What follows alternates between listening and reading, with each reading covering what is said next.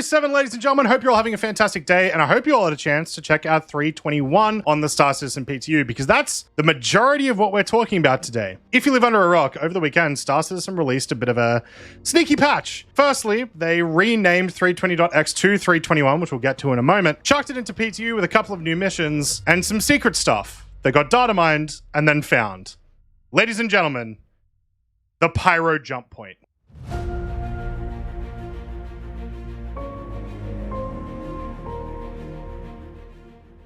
That's right, after the long await of Pyro, it is finally here at the end of 2021. It's out. Now, first off, Pyro itself, the actual system, is not out. It is just the jump point right now in a very rudimentary stage. We saw something like this happen when Xenothreat first came out with INS Jericho.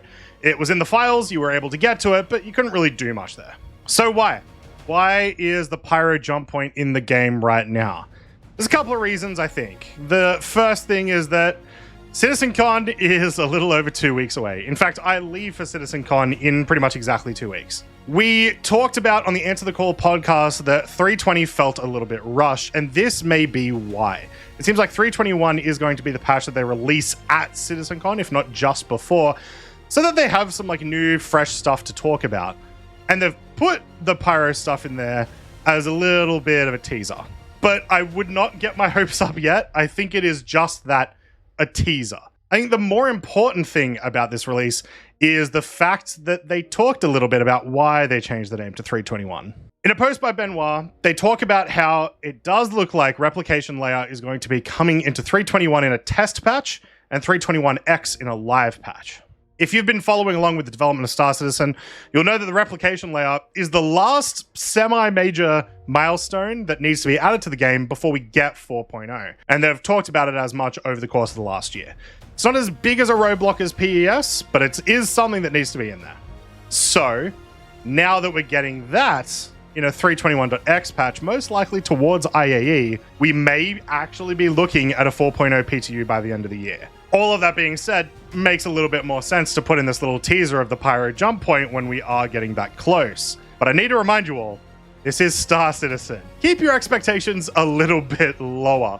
The amount of hype in the community is awesome to see that people are this excited about this update, but I think it's a little bit overhyped. The biggest thing to do with this patch is wait until 321 actually goes to live, wait until citizencon so we can hear a little bit more about the patch, and probably, once again, Pyro. Just makes it a little bit easier for when we get disappointed. Now, one major thing about this whole deal as well is that they did talk about the things that were going to be in a 320X patch have now moved to 321. And tomorrow, we have both a roadmap roundup and a monthly report. Likely the last of each of those before citizencon.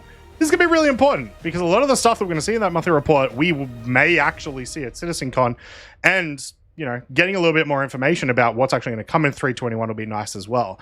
We know that there's missions coming. There's some missions already on the PTU. We know that there's ships coming, but are there any other major gameplay elements that are coming? We just don't know yet. So let's talk a little bit more about the actual Pyro jump point itself, because like I said, it is very cool. Over the course of about 24 hours, people went out looking for it. They data mined the location, but it required a lot of movement and sneaky quantum travel in order to get to the location. First thing I want to say is that the gas cloud looks fantastic. It looks incredibly violent, which feels very appropriate for what Pyro should be.